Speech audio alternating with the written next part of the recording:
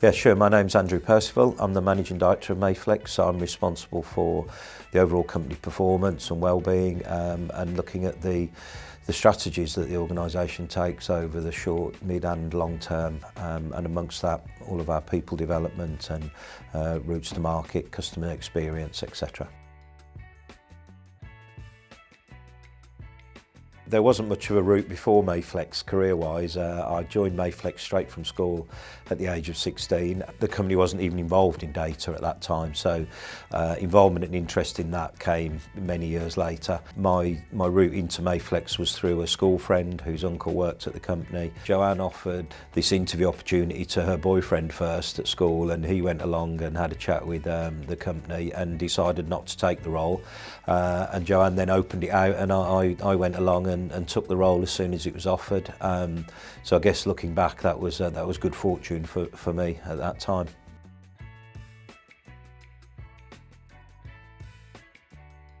There's been quite a few over the years, as you'd imagine. So the original role was in the warehouse. There were just 16 people working for the company, and I joined the warehouse team doing every role in the warehouse: picking, packing, goods reception, dispatching of goods, serving on the trade counter. And then a job opportunity came along to go into the office team, doing literally filing, making the drinks, running paperwork backwards and forwards between the sales office and the warehouse. No computers in those days to do that for us. So yeah, it was starting off with some very introductory roles, and then moving into a proactive telesales role, wading through yellow pages, calling out to prospect customers, then into a field sales role, then sales management, and then on to sales director role with some marketing responsibilities, and then since 2000 doing my current role of managing director. I love spending time with customers, so yeah, anything that's sort of sales and customer facing is enjoyable for me. But equally, I like products, I like technology, so I've enjoyed the supplier interactions as well.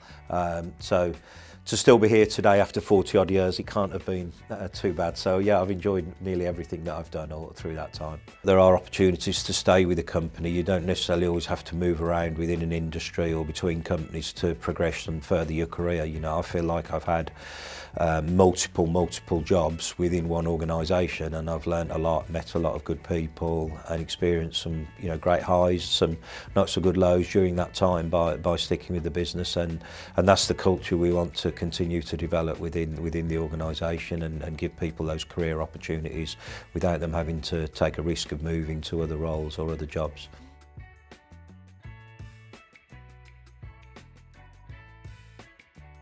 I mean, we've achieved so much as a team and as an organisation over the years. It's hard to pick out any single or small number of achievements. I guess an obvious one is the Excel brand and the development of that brand from an idea through to what it is today, a strong international brand in the cabling market. I'm very proud of the team that's done that over the years.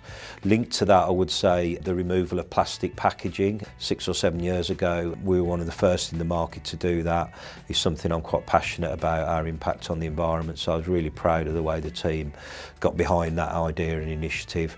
And I guess our international expansion as well. We've grown internationally as an organisation organically across the Middle East, Africa and across Europe, which hasn't been easy, and that success is something we should be proud of as well. If I look ahead and look at where I'd like the company to be in a few years' time, a strong presence in the data centre market with the Elevate brand and the partnerships we've introduced around that in March of this year is really important for the future of the company, and a great opportunity. It's a big challenge. It's a very mature market in some ways, but it's also expanding at a huge rate. So yeah, that's certainly a big focus for us at the moment.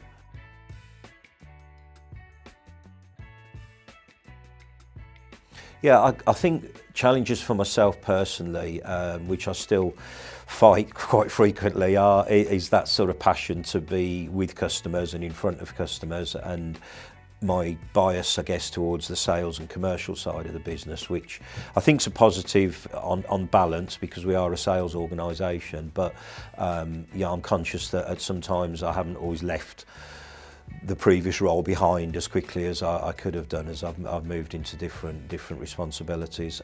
In terms of running the business and leading the business, challenges through different recessions, currency crisis, COVID most recently have been big challenges, some things that we haven't seen before, certainly with COVID. And we got through them through good communication, good leadership teamwork, and just being positive about, the future rather than dwelling on the time of that sort of difficulty.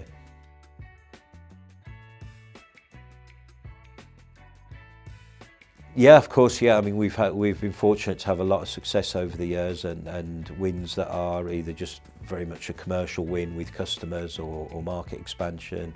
Big projects in London and across the Middle East and Europe are great to be involved in.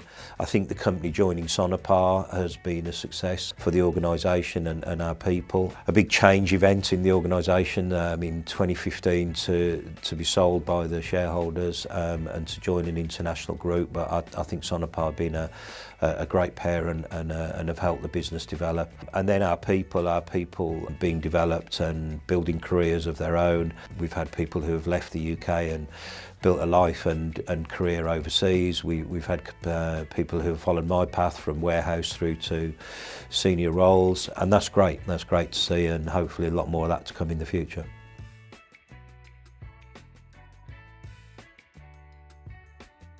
If we look to the future in 5 years, which seems a long time away, a long way off, but it comes around soon enough, I'd like to think the organisation will have grown its market share internationally. There are some big opportunities for us to expand our reach into APAC, for example, huge opportunities in the Middle East, and Europe we're developing at a good rate as well. So I'd like to see that path continue. Linked to that, but not exclusively, the development of the data centre market.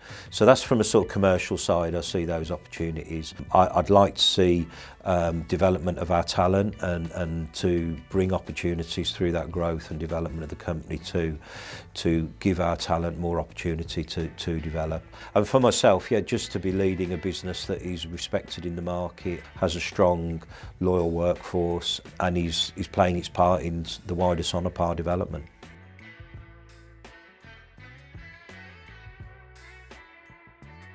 Quite a lot. I guess the sort of main point would be things always take longer than you'd hope, and to understand that and be patient at times. I'm not known for my patience, and I like to see things happen at a good pace, and sometimes that's not always possible. And I think that something I've learned in the last 5 to 10 years as we've grown the business, the importance of good, strong communication between colleagues, departments, helps the overall organisation function well.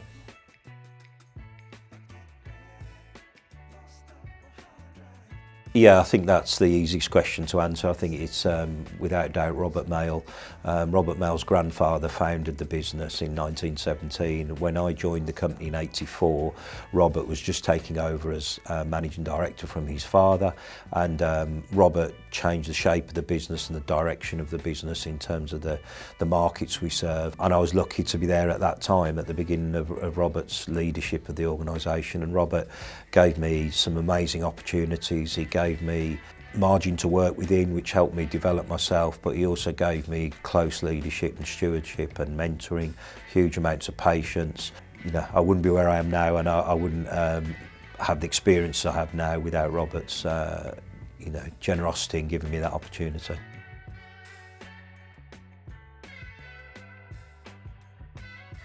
The vision for my team, I guess I have to look across the whole organisation really. Ultimately, I'm responsible for how the business operates and functions. I'd like our overall organisation to be open to change, open to new challenges. The market we're in is fast moving. It brings new opportunities by the use of technology to develop. That could be external development with customers, it could be internal development with the use of AI within systems that we use, or technology to improve how our business works and how our customers are served.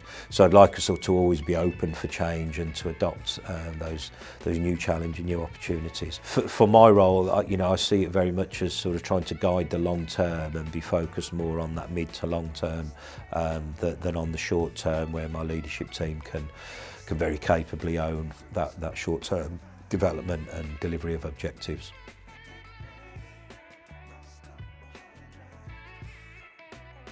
I guess to be open to change, open to learn, not take things for granted, keep working hard, work with other people, listen. Yeah, and I guess just because of the market we're in, if we're talking about an 18-year-old coming into our industry, it's just to be open for change and open to learning, because the market's moving so quickly.